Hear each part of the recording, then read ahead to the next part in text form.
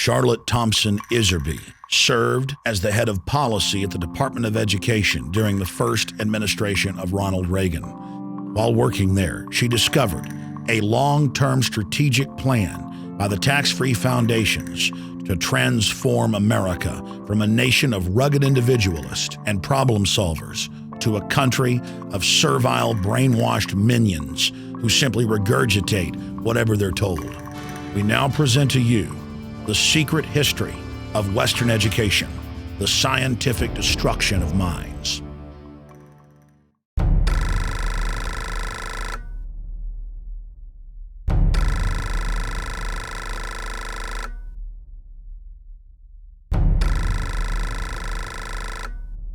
The minutes reveal that in 1910, the Carnegie trustees asked themselves this question, quote, "Is there any way known to man more effective than war to so alter the life of an entire people?" For a year, the trustees sought an effective, peaceful method to alter the life of an entire people. But ultimately, they concluded that war was the most effective way to change people. Oh, God. World War I, horrible war. Oh, God. I mean, it made every other war look like nothing. They sent a confidential message to President Wilson insisting that the war not be ended too quickly. After the war, the Carnegie Endowment trustees reasoned that if they could get control, here we go, of education in the United States, they would be able to prevent a return to the way of life as it had been prior to the war. And they recruited the Rockefeller Foundation to assist in such a monumental task.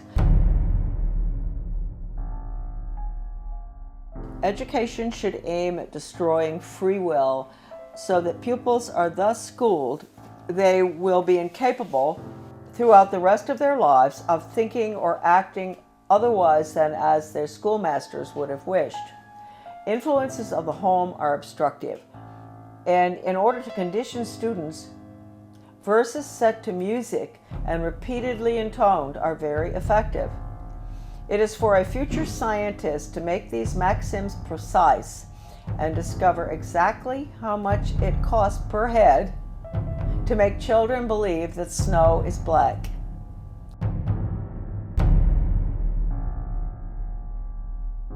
When the technique has been perfected, every government that has been in charge of education for more than one generation will be able to control its subjects securely without the need of armies or policemen." End quote. Young people cannot be trusted to form their own opinions. It's our job to tell them.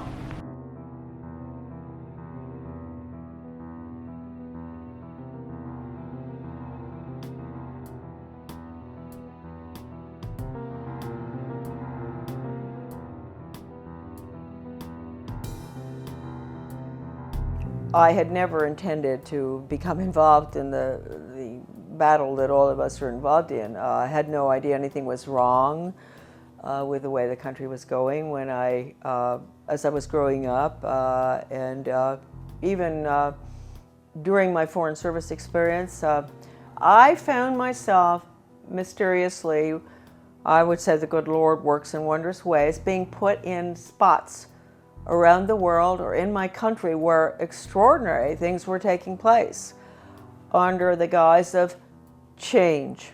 And we've all heard that so much, from the Obama administration, Bill Clinton, he was the first one to mention change agents, etc. So for some reason, I was plucked out, and I found myself being sort of pushed. My name is Charlotte Thompson Iserbyt. My maiden name is Thompson. My husband, who I want to give great credit to at this point, was Belgian, from the Flemish part of Belgium. I met him, I'll explain that later, in Europe when I was working at the embassy in Brussels. Without my husband's help throughout the last 30 years, certainly when we came back to Maine, my work never would have happened. And he understood beautifully. He had been highly educated in Europe, and he understood the whole plan. In fact, about 5 years after we had come back to the United States, someone gave me Gary Allen's book, None Dare Call It Conspiracy. I was on the school board, and this lady called me, and she loved the work I was doing on the school board. Of course, nobody else did, but she said, I've got a book for you. She brought it down, and I read it, and I looked at it, and I thought, I've never heard of such thing as this. I mean, this is a conspiracy to really take over the world. Thank you, Gary Allen, who's no longer with us. And so I said to my husband, good Belgian, well-educated, do you know about this? And so he took a look and he said, yeah, sure, I know about it. I said, you know about this? You know about the Illuminati and the Bavarian conspiracy? You know about all this, the plan to implement a world order huh? And he said, well, yeah, I learned all that in school. And I thought, oh, okay. So thank you, Jan, wherever you are. I think that maybe you're very involved in helping all of us right now straighten out this mess. We go back. I was born in 1930. Yes, I'm getting there. My mother was from Virginia, a wonderful Southern conservative, wonderful gal. And my father came from Pennsylvania. He came from a family that in mining, and his father was a very recognized mining engineer who ultimately went out to South Africa and opened the gold mines. And my grandfather knew all these people. My grandfather was Skull and Bones. My father was a wonderful person. He was mayor of several towns on Long Island, New York, and in New Jersey, and he was a real constitutionalist. And somehow he was a member of Skull and Bones, but he didn't have anything to do with the power structure there, right? He absolutely nothing, although he did go to their meetings, and he went out to the island for retreats and all that stuff. He went to Bohemian Grove once. And so I grew up in sort of an atmosphere of, it was apolitical in a way, except for local politics, which my father was fabulous on. Anytime anybody did anything like wanted to break down local government or get rid of elected officials like regionalism does, my father would be right there with the Constitution. So anyway, I went to private schools, and I got out of prep school in Wellesley, and I decided I really didn't want to go to college. A lot of people thought it was a mistake. I wanted to go to business school instead. I was tired of somehow I had a bad feeling about things that were being pushed in the prep school. Like I was a member of World Federalists. I was falling for this junk. But somehow I didn't want to continue that. So instead of going on to Smith or Vassar or what, I went to Catherine Gibbs Business School in New York City. Wonderful, wonderful, difficult school. But I learned best grammar, how to write, accounting, shorthand, which came in very, very handy, I can assure you, especially when I was in the Department of Education. I got out, I graduated, and the Korean War was on. So I was very patriotic. My mother had always worked for the Red Cross. She was a volunteer during World War II at the mental hospitals, bringing the guys in from the war. So I heard a lot about the Red Cross, which is, I want to point out right now, changed enormously from that time. And I wish I could say in a better way. I think it does very good work. But it's connected with all the other, non-governmental, nonprofit groups, and they have all been infiltrated. I signed up for Korea, that's right, but they changed my orders. And at the last minute, I went to Guam. I spent a year there. My next assignment was Shitoshi, Hokkaido, another air base, fighter base, I think. I finished my tour. I didn't want to come home by air. I wanted to go by ship. So I decided to go. A friend of mine went with me, third class, in the bowels of the Vietnam, which was a freighter. Luckily, I was in third class. So I was down, and we had very good food, because French have good food, whether it's third class or not. Always a big bottle of wine in the middle of the table. And the people at the table were coming out of North Vietnam, coming out of North Korea, and China. They were refugees. And, of course, the Vietnamese ones spoke French, and the Chinese were very well educated. They were well educated Chinese, so they spoke English. I spoke French, so the conversations were unbelievable. They would tell me what had happened, why they were coming out, what was going on under the communists, which we didn't let General MacArthur, move in and take over. Truman brought him home. We could have won that war. We could have kept the whole Far East from collapsing, but that wasn't the plan. that old soldiers never die. They just fade away.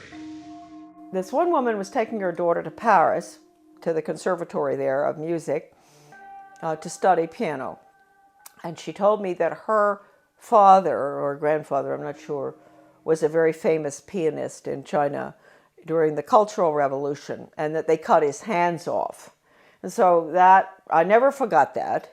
And then the other lady, she was from Vietnam, North Vietnam, and she told me that her grandfather, they killed him because he was opposed to the communist regime, and they cut his head off and they stuck it on a pole, and they marched around town with his head on the pole, which of course was to, warn the rest of the Vietnamese, keep your mouth shut.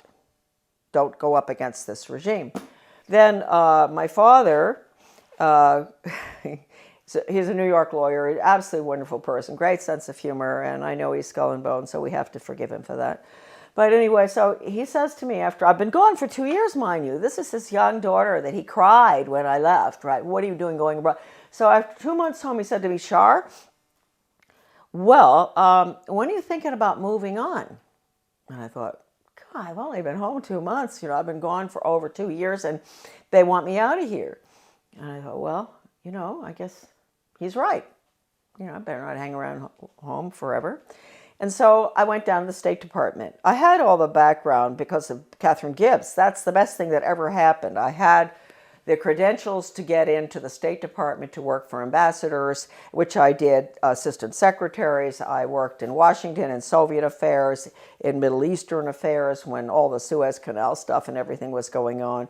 I took dictation from John Foster Dulles. I'll never forget once when he was, this was really during the tremendous problems with the Suez Canal and everything, and he had Golda Meir and the ambassador from Israel, to the United States there. This is so funny because I was taking shorthand, and so all of a sudden someone kicks me under the table.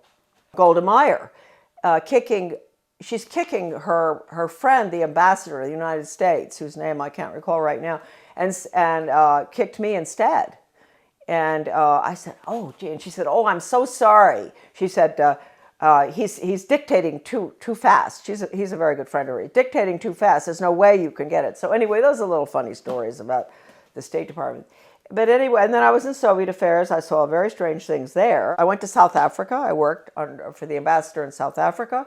Fascinating because my father and my grandfather actually had lived in South Africa. Then I got sick and I came back to the States. And then they assigned me to work for Ambassador Douglas MacArthur Jr. That's the nephew of the general, and in Brussels. He was a wonderful man. He was not easy to work for, but he was a wonderful person, good American. And that was at the time, again, you see where these things kept happening in my life. This was the Belgian-Congo crisis, and in Katanga. And I was there. I saw all the cables coming in regarding the UN troops and how they were raping citizens and nuns, and people were dying and all. So I was there in Brussels. Here I'm learning, Charlotte's learning, that the UN isn't what people think it is. And all these cables coming in. I meet my husband. I meet him on a train going skiing. That's how I met my husband.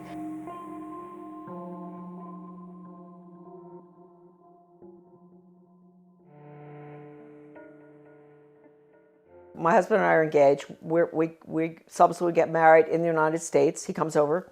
Then we go back to Belgium, and we're there for about 4 years. And then from there, we go again to a hot spot, which I didn't realize. I'm talking about the weird things that happened. The hot spot was Grenada.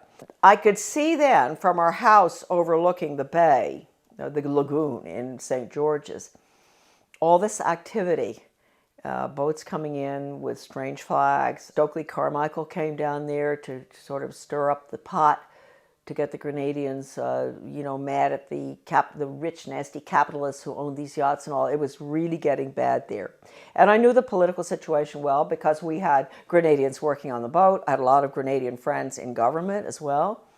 Anyway, we left. We were there about 5 years. And then when we left, I remember telling our Grenadian friends, you're going to have trouble here. There's troubles coming. And of course it did. In 1984 4, I guess. That was one good thing Ronald Reagan did, which I was opposed to because it was a UN move, but he saved a lot of my friends from being killed by the Soviet regime in Grenada by moving in there to protect, so-called protect American students. But it was really the oil pipelines, I think, of Rockefeller that we were protecting. We're in Grenada. We go back to the United States. I put the children in public school. So here we go. I had no idea that education would be any different from sort of what I'd had. I had a good education, a private school education, but I didn't know. And so they go into the public school system in Camden, Maine. And in retrospect, I believe that was a pilot school, one of them for the whole country, for changing our education system from an academic classical educational system to brainwashing for the international socialist government.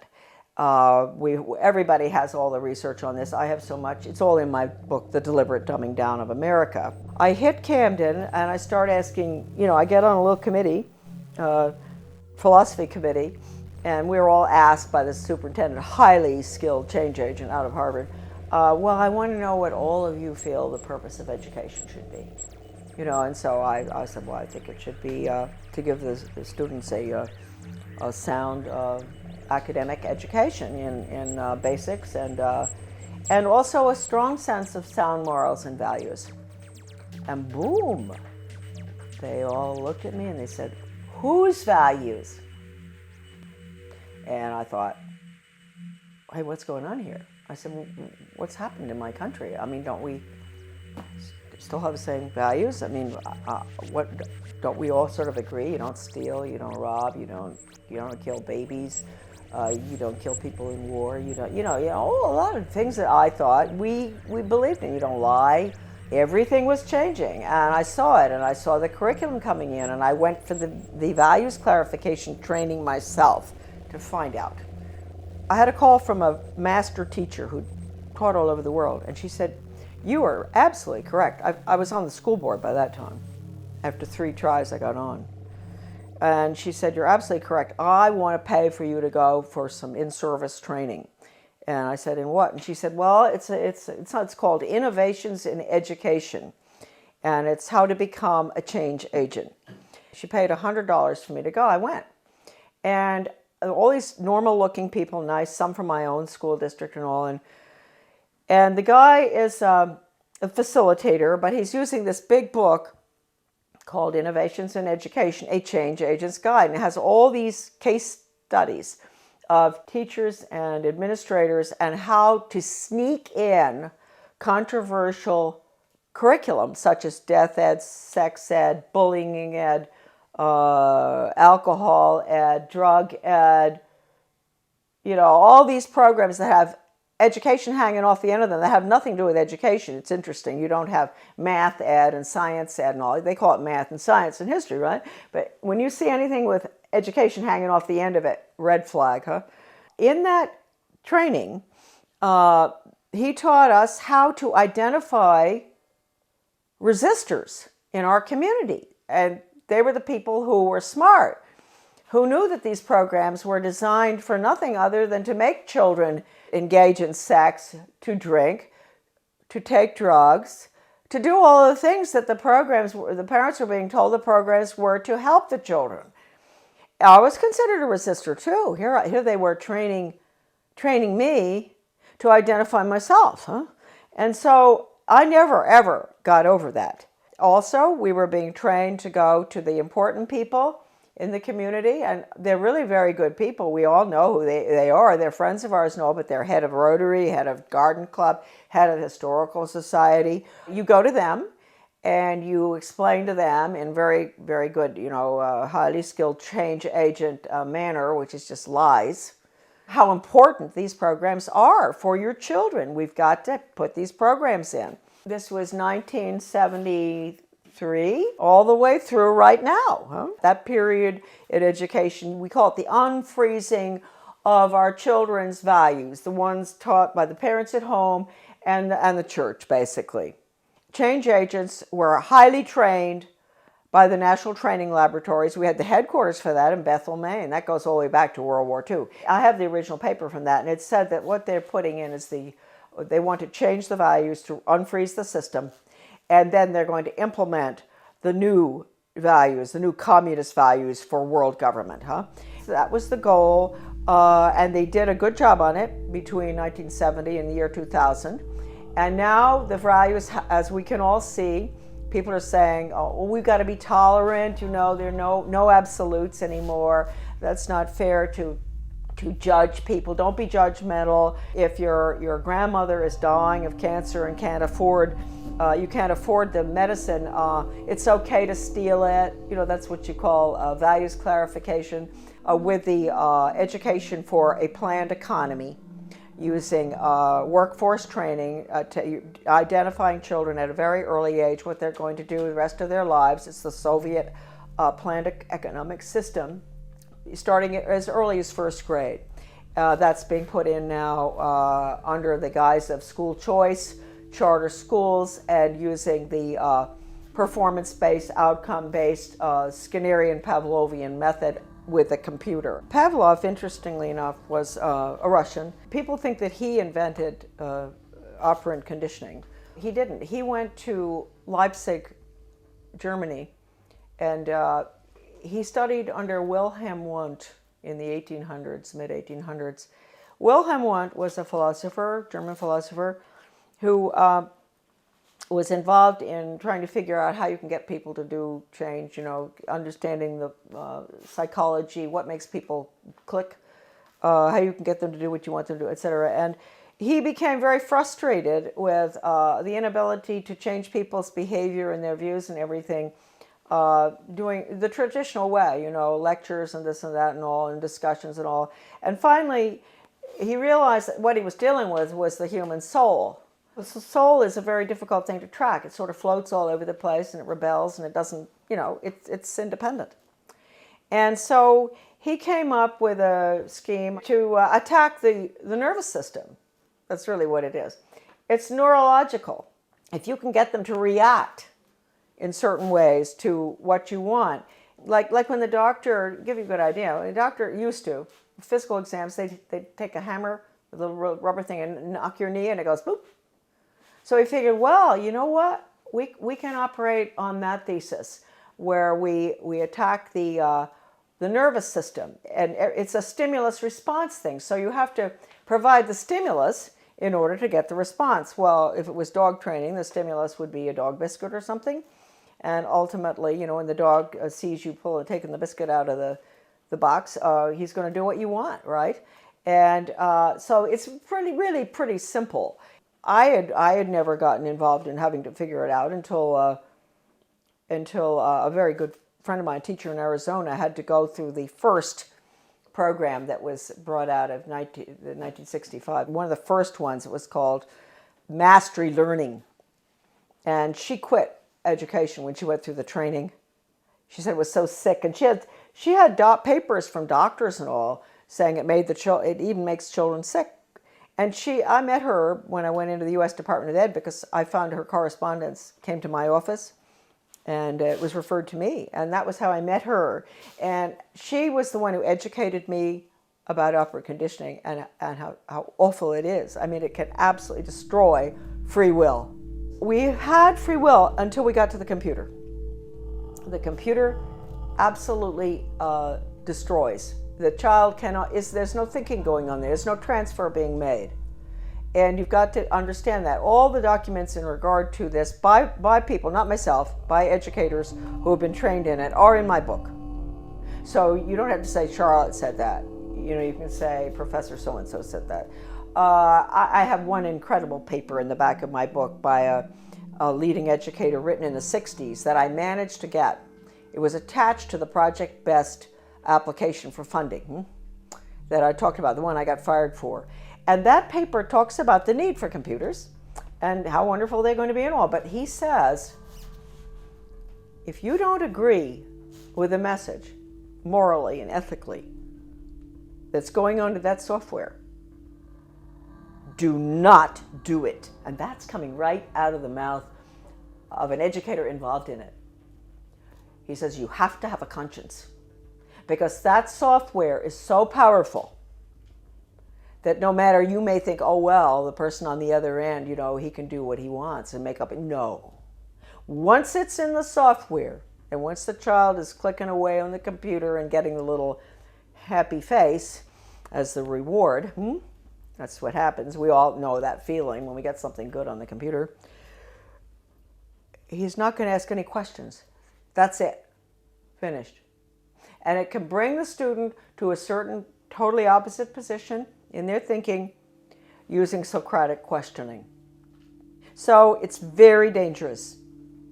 I can't tell you how dangerous it is. I mean, how dangerous is a method that can actually change,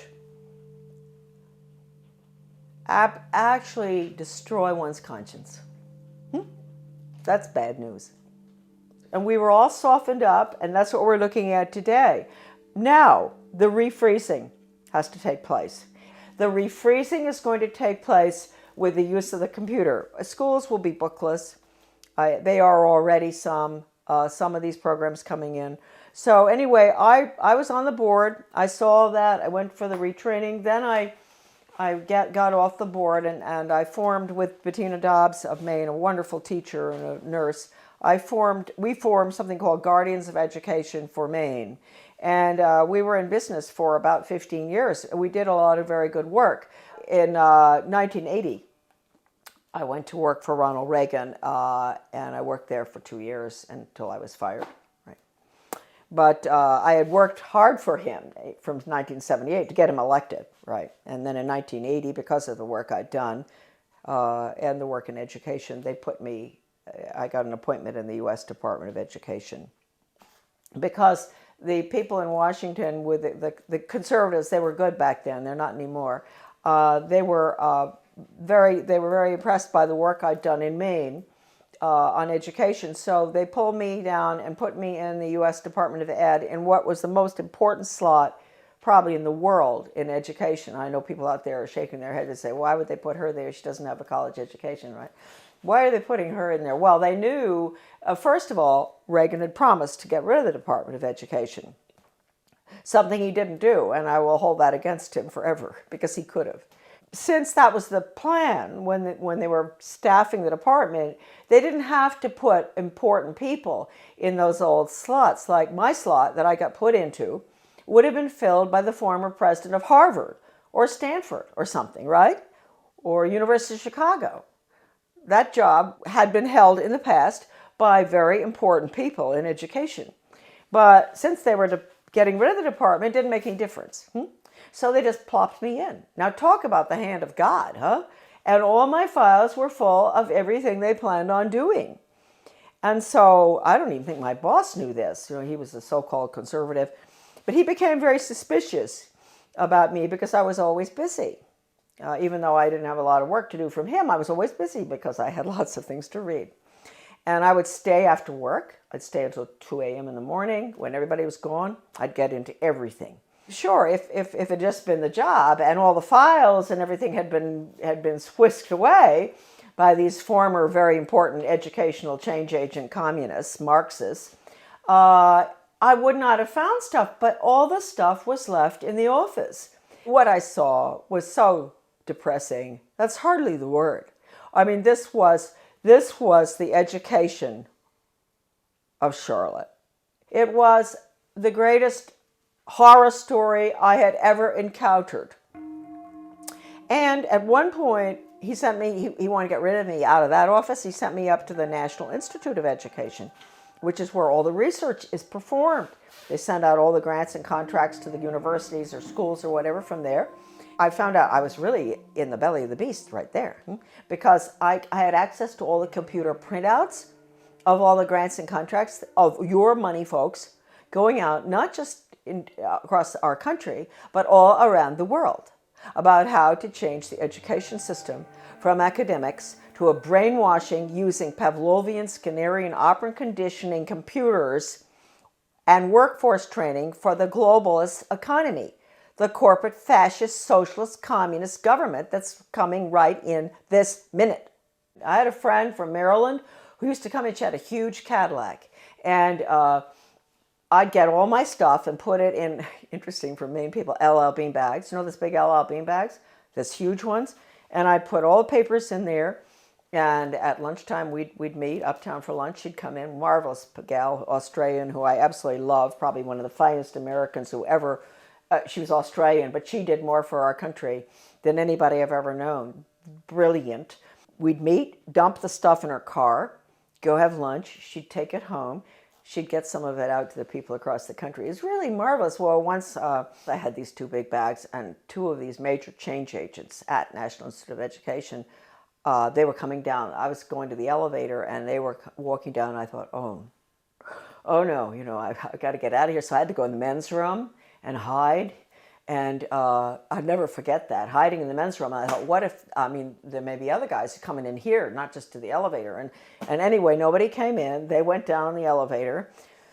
I came out and dumped the stuff in her car. It was not a really exciting job. It was mainly to see if the universities, the schools, the different entities across the country that were getting money, or around the world, from the taxpayers, that they were getting their quarterly reports in on time. That's all. It had nothing to do with philosophy. Huh? And so one day I ran across a grant to Lansing School District, Lansing, Michigan. This was University of Michigan connection with my office. And it was a values clarification program for first graders, elementary school. And it pre- and post-tested those little children about what goes on at home, what religion do you... And I looked at this thing and I thought, what on earth are they doing? And so I turned to this bureaucrat who was working with the GAO about financial things, and I said, look, we're doing waste, fraud, and abuse. I know that.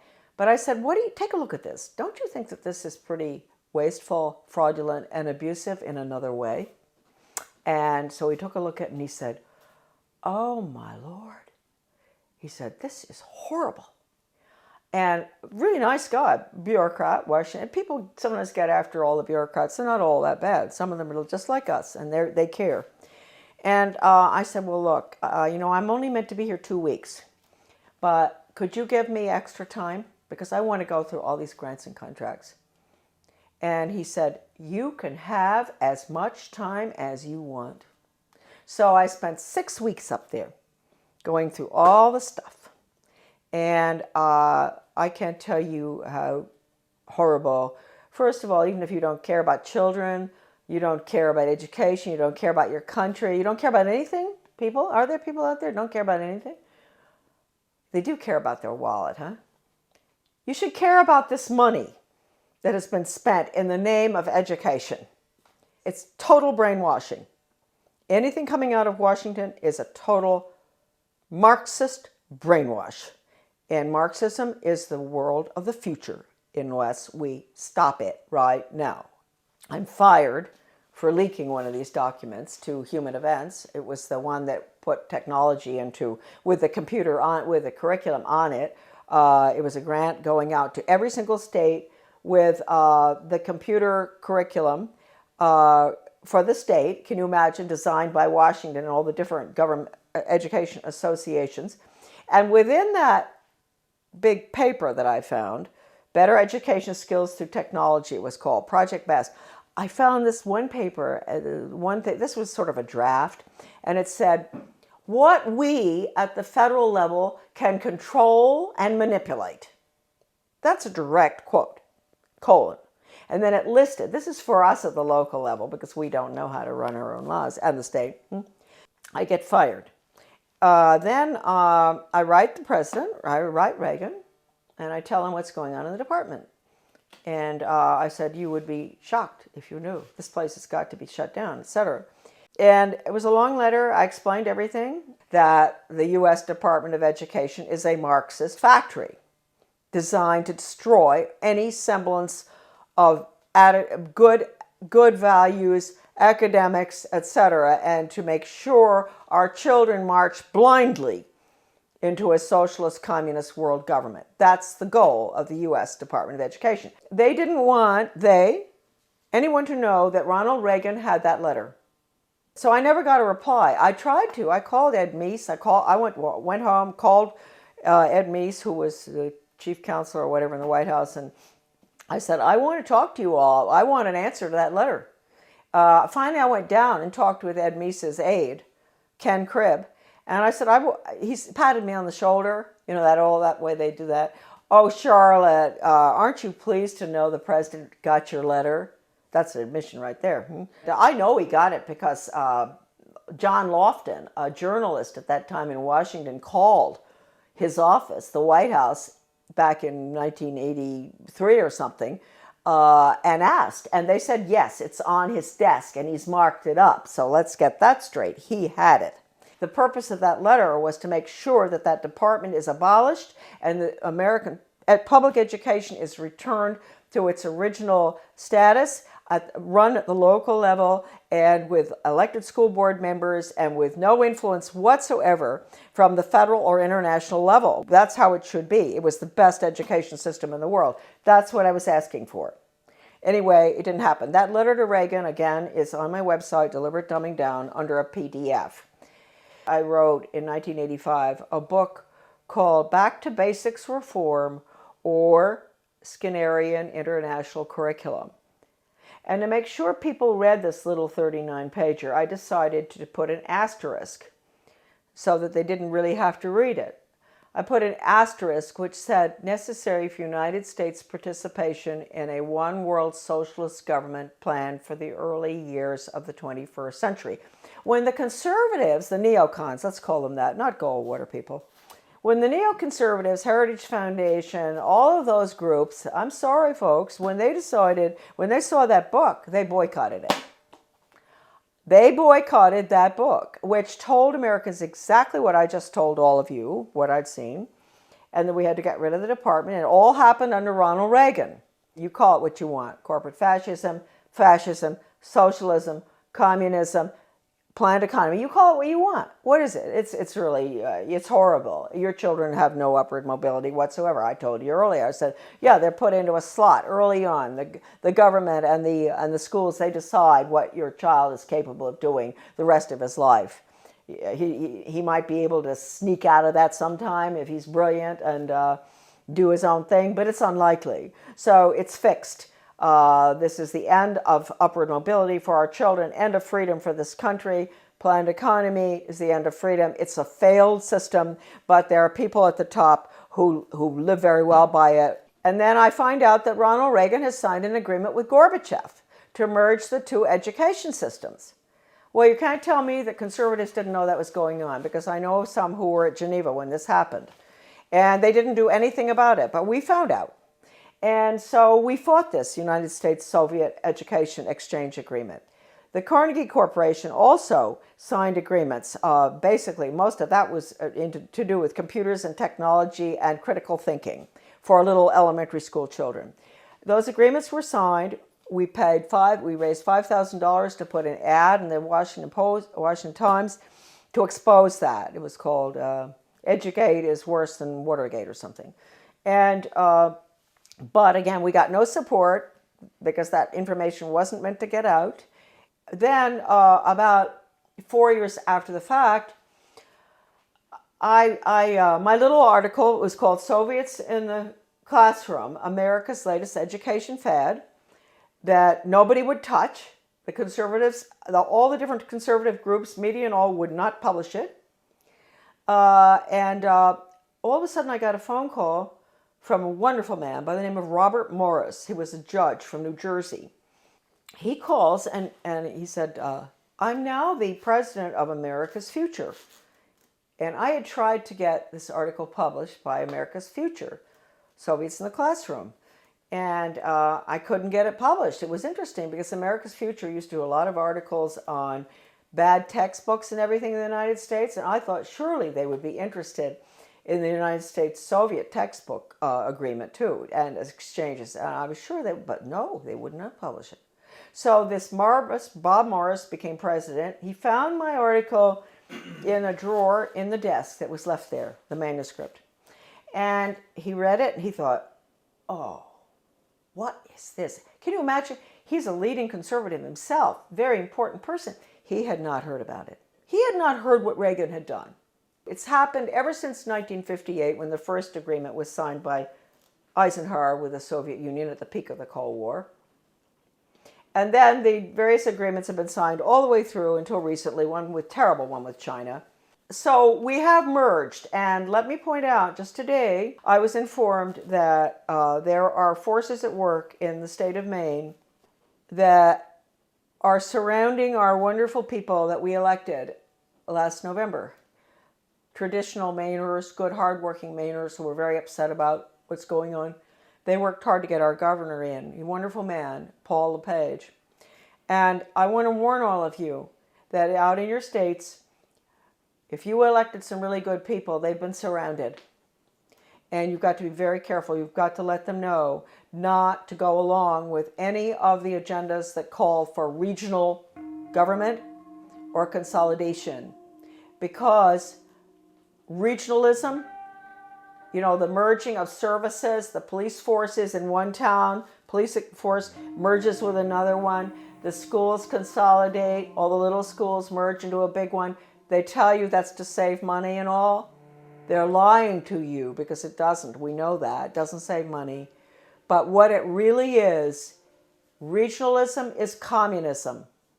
And I have an article, it's in Deliberate Dumbing Down of America. You can look up the name Zeitlin.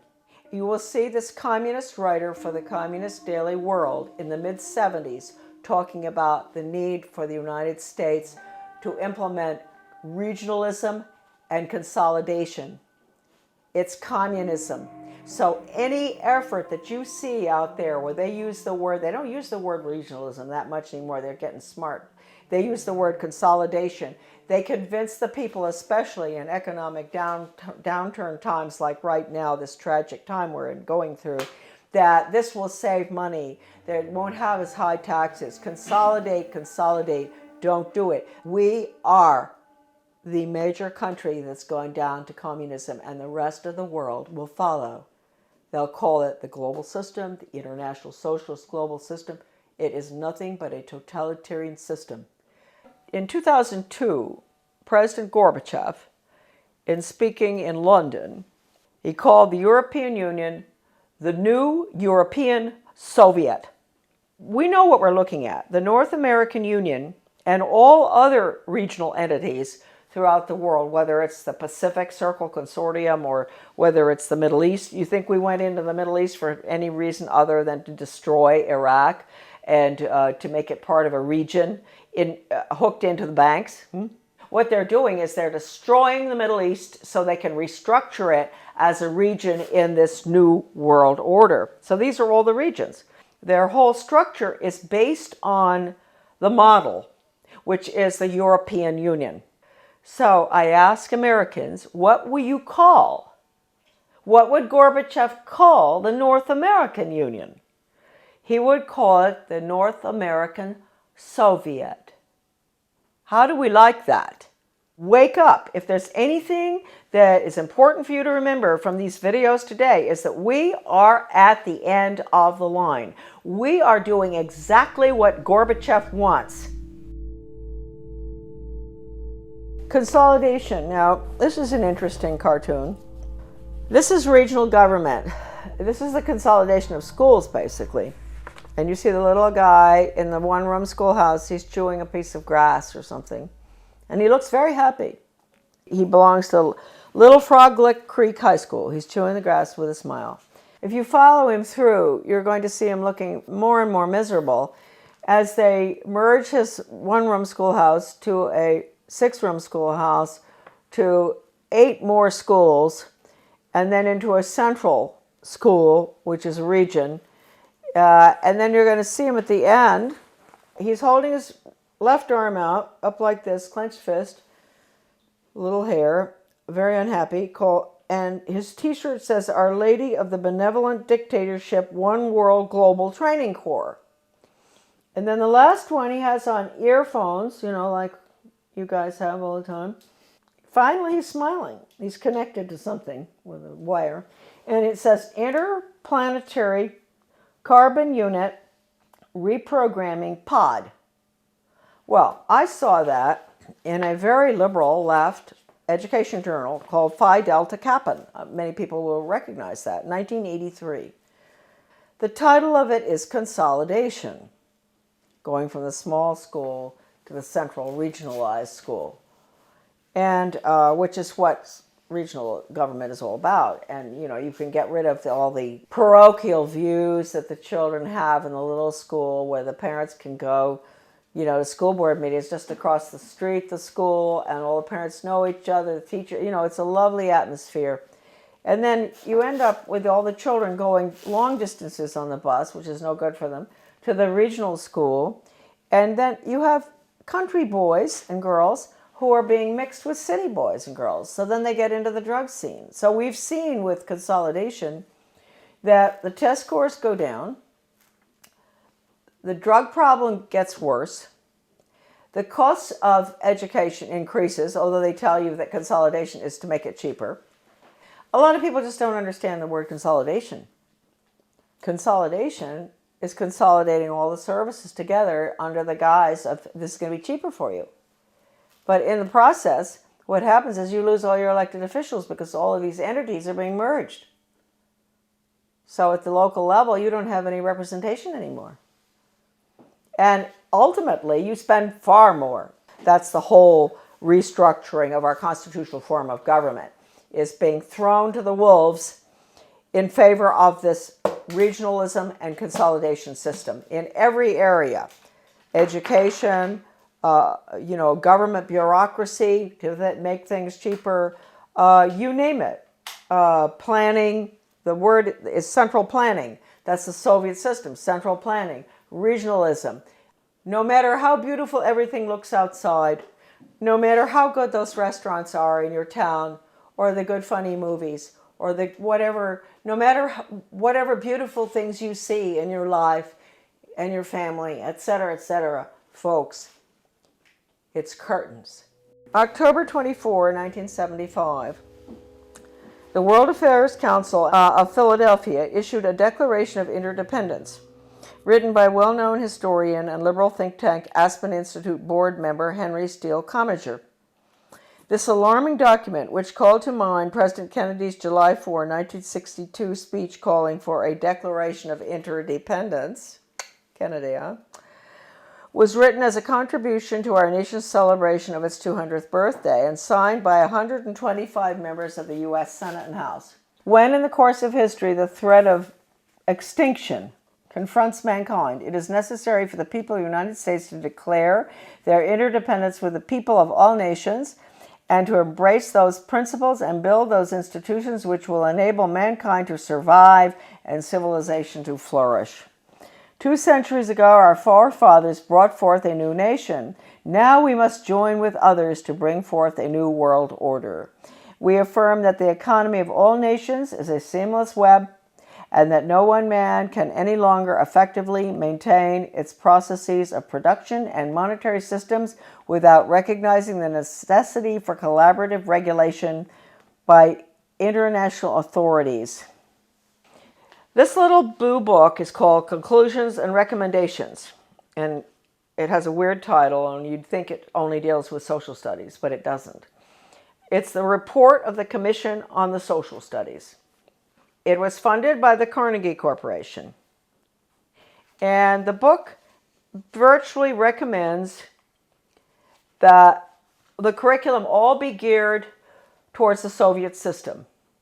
Internationalism, planned economy, etc. It's been referred to by a leading British professor of British socialism as a plan for a socialist America. This book is at my son's website, AmericanDeception.com. Thank heavens. Because this is the only copy that exists in the whole world. Right here. All right, so that's dated 1934. And what they're doing there is they're really talking about putting in a planned economy. So that's what we're putting in right now with the program that's just gone into our little school in Dresden, Maine. We've put in the Di Lorenzo Reinventing Schools plan, which I said earlier, your children will be graduating at 14 or 21. No grades, no ABCD, no kindergarten through 12th grade, because it's going to all be workforce training, and the curriculum will be based on the Malcolm Baldrige Total Quality Management Award that has only in the past been given to Cadillac and Hilton Hotels and things like that. The Malcolm Baldrige National Quality Award gets results. We're not there yet. We're continuously improving, and it's something that is so deep in our organization that the concepts and principles of Baldrige will be applied forever here. So this same Carnegie Corporation in 1933 instituted the 8-year study, which went on until 1941. That's the Skinner method, performance-based, results-based. That's all what you can do, not what you know in your head. They don't want children to think or know anything, no history. It's what you can do for the good of the global economy. And the Education Commission of the States, a very important unconstitutional regional entity which controls education in every state as well, they had a little newsletter that I used to get. And one day I was reading it and my eyes went down to the bottom of the page and I said something. It said outcomes-based education is, and of course I'd always been fighting outcomes-based education, and it said it was experimented with for 8 years in the 1930s and 40s by the Carnegie Corporation. It was called the 8-year study. So nothing's new, folks. If we think the outcomes-based education that which is the biggest dumbing down education system that ever happened with children graduating at 14, right? If we think that it's new, no. It came from the 8-year study, which again was Carnegie. Okay. Now Carnegie, we might as well mention this at the same time. 1965, the Elementary and Secondary Education Act, Carnegie was all involved in paying for the national assessment, which is all 60% politically correct. That's the test that all schools around the country have had to give for the past, ever since 1965. Now it is 60% politically correct. Your kids' ideas on global warming, sustainable development, a world government, the fact that the Constitution's outmoded, all that.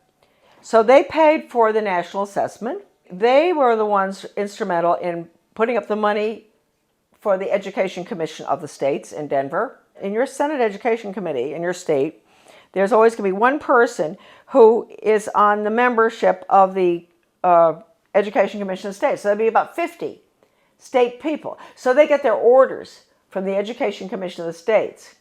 That's Carnegie, paid for that. In 1985, Carnegie signed an agreement with the Soviet Academy of Science.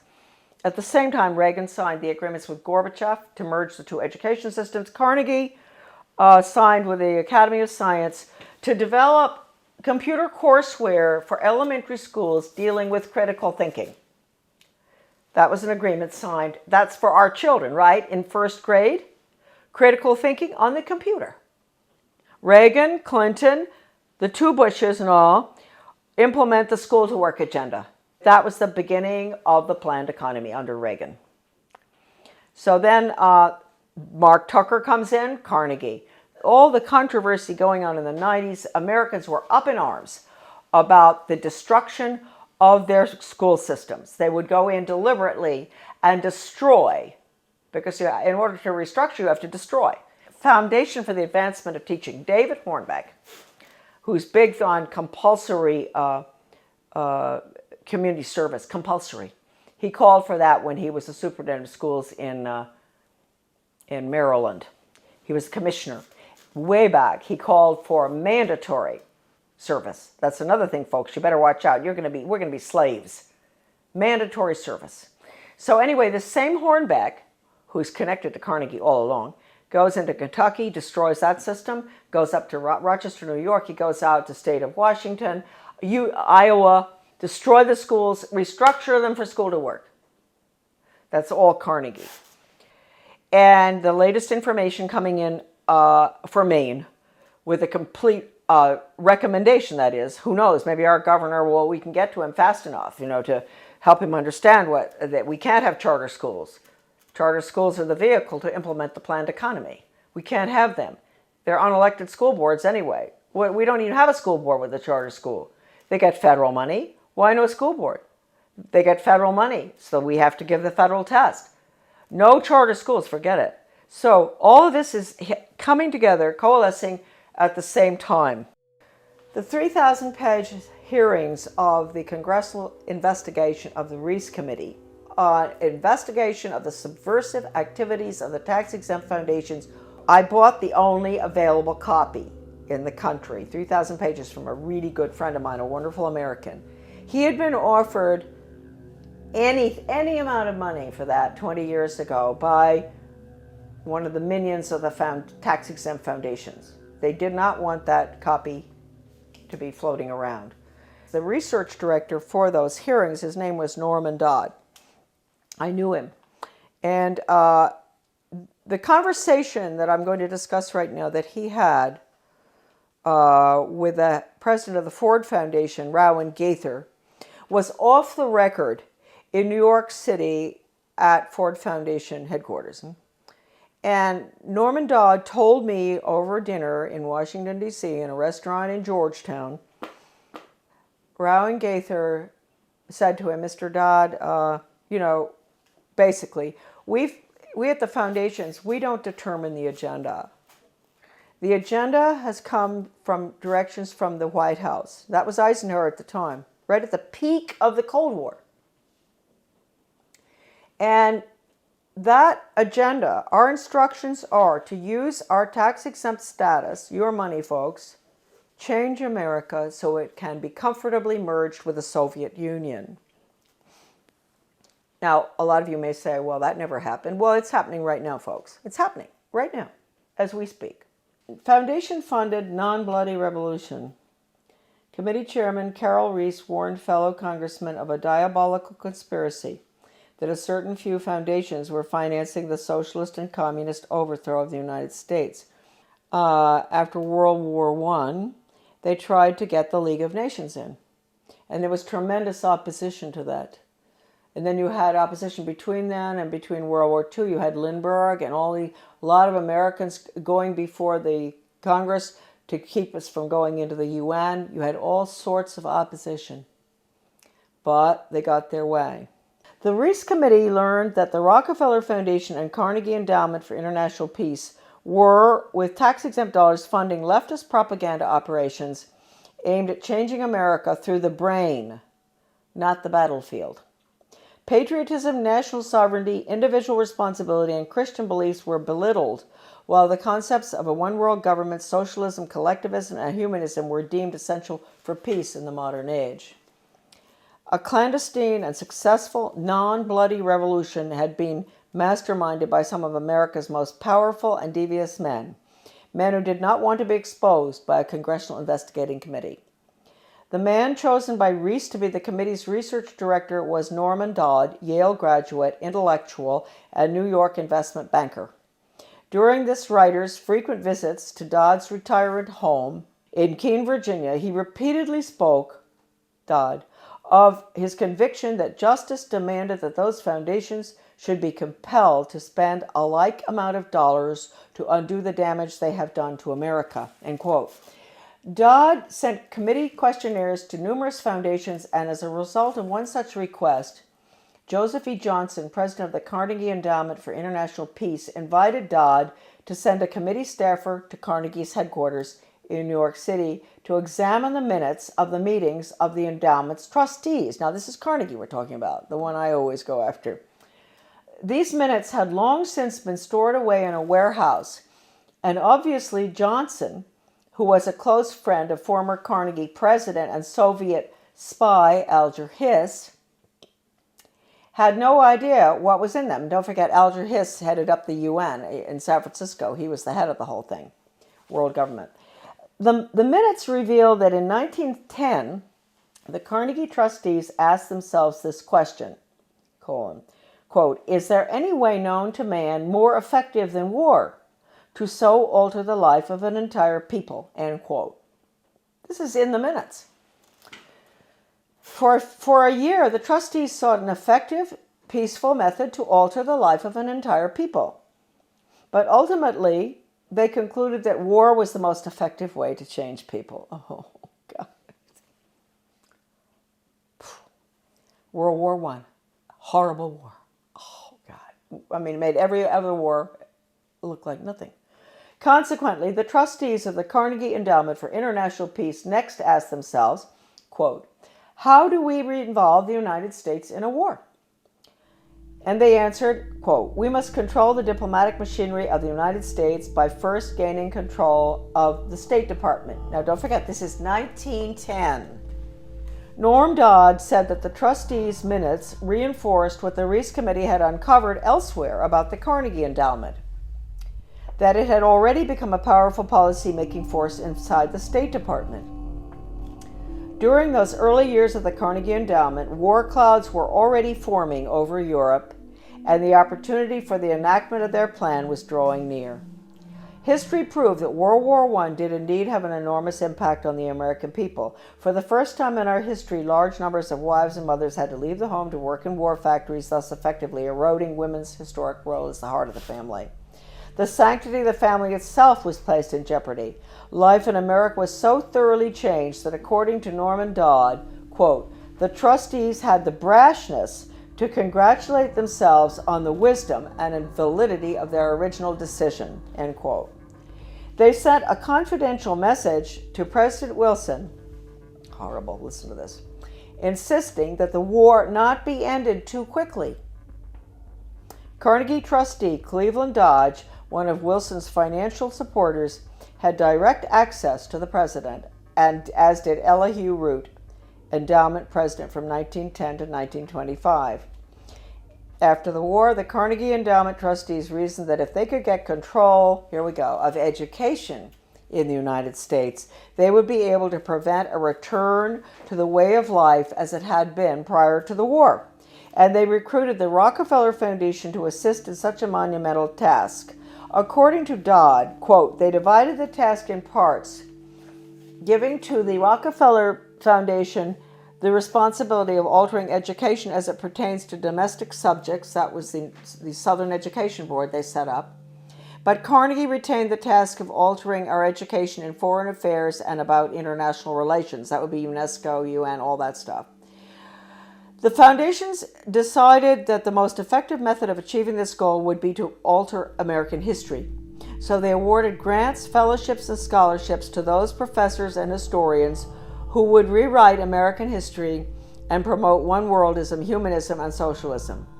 By the early 30s, the well-laid plans of the foundation trustees had reached fruition, and a Reese Committee staff report concluded, 1, that there had indeed been a non-bloody revolution in America between 1933 and 1936, 2, that a certain few foundations had funded efforts to change the beliefs of the American people through education and propaganda, and 3, that these revolutionary changes had been accepted without resistance.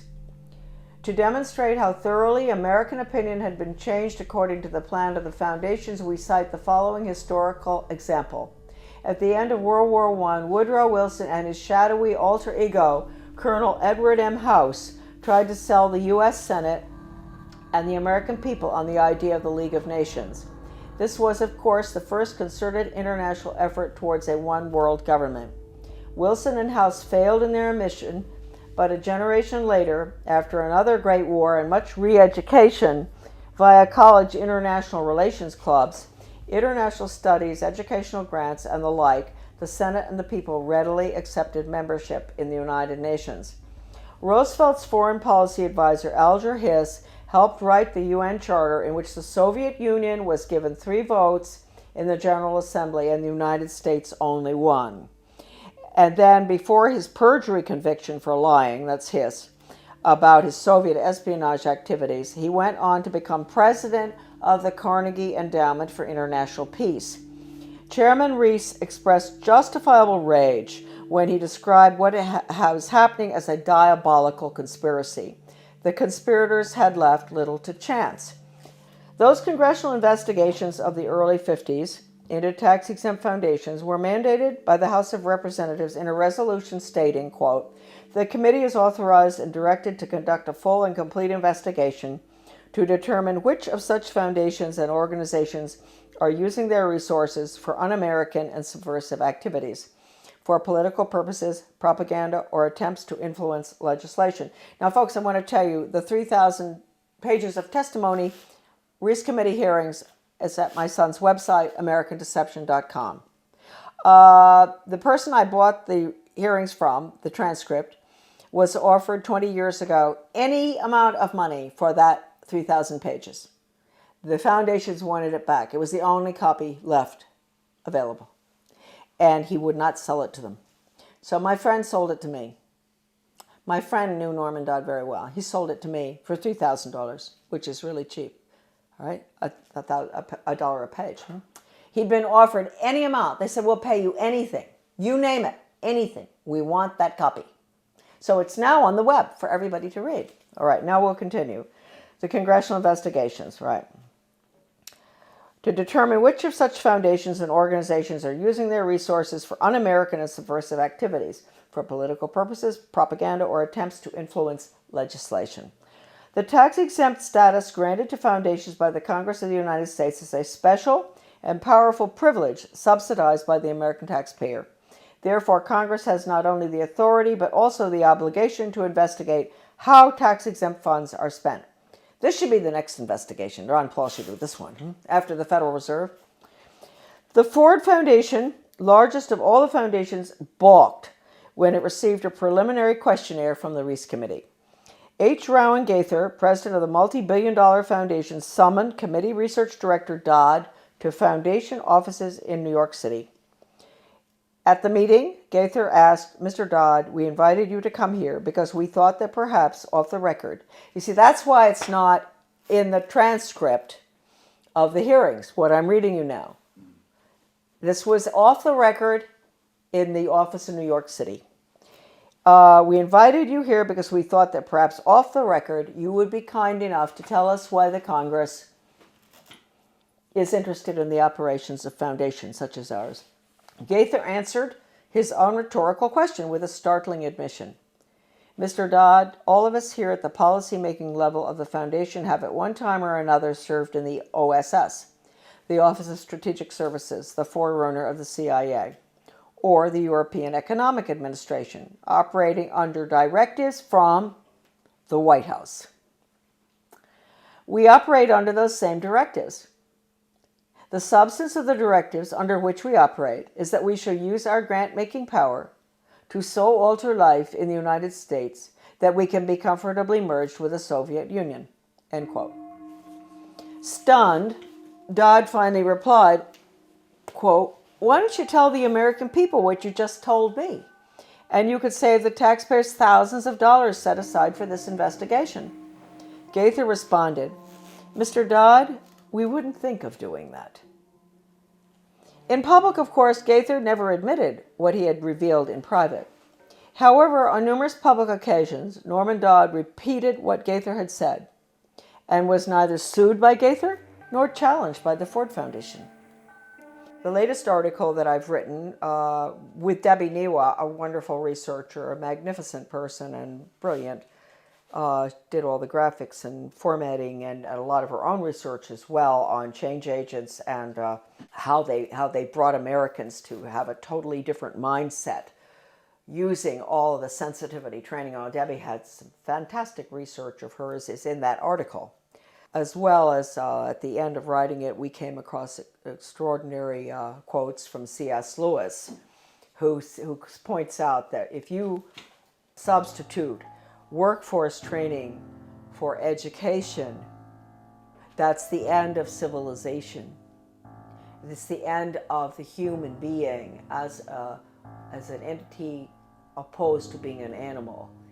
It's the end of the human soul. It's the end of the conscience. And we have all of the evidence from educators and change agents, articles saying that the computer is fantastic for changing values. An educator with the World Institute for Computer Assisted Instruction, his name is Dustin Houston, where he talks about, won't it be wonderful when the child in the smallest school, most remote area in the country can have the curriculum developed by the world's finest psychologists, and nobody can get between that child and the curriculum. Parents, wake up. That means you parents. You can't get between the child and that curriculum. You can't control anything anymore. You've lost it. This is going in right now. And they say this works too. What works? I always wondered when I saw this stuff titled What Works in the U.S. Department of Ed, and I didn't pay too much attention.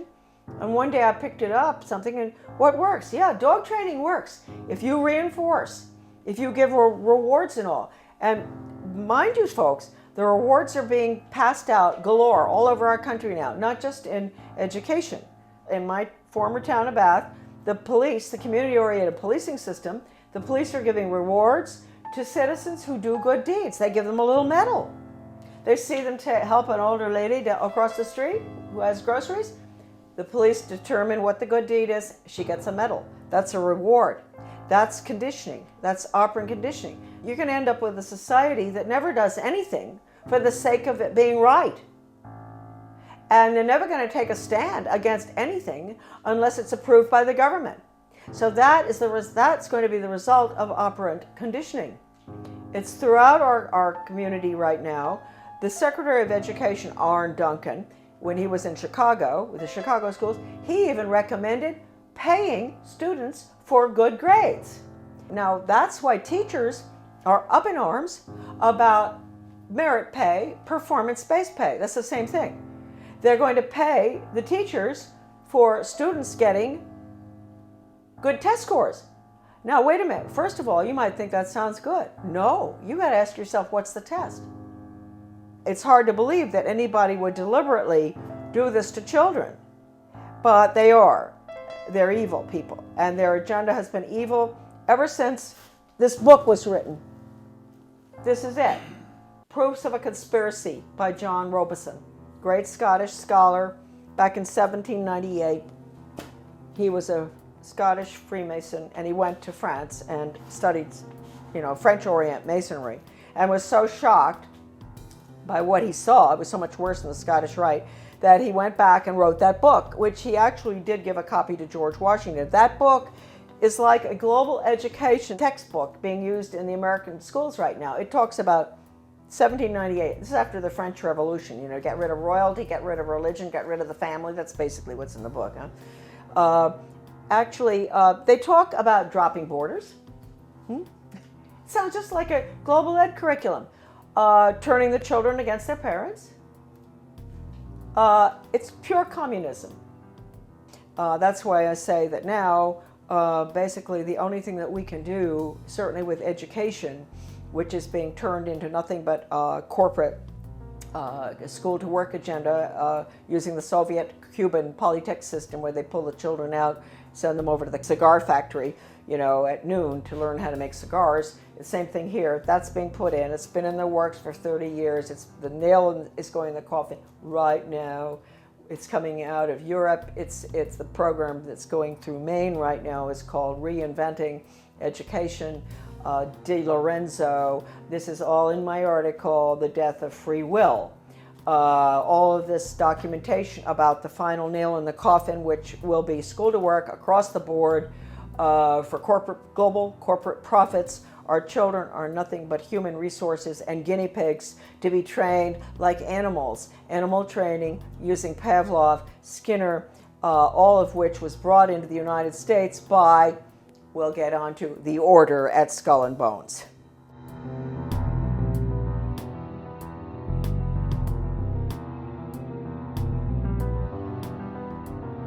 Coming soon to prisonplanet.tv, part 2 of our in-depth interview with Charlotte Thompson Iserbyt.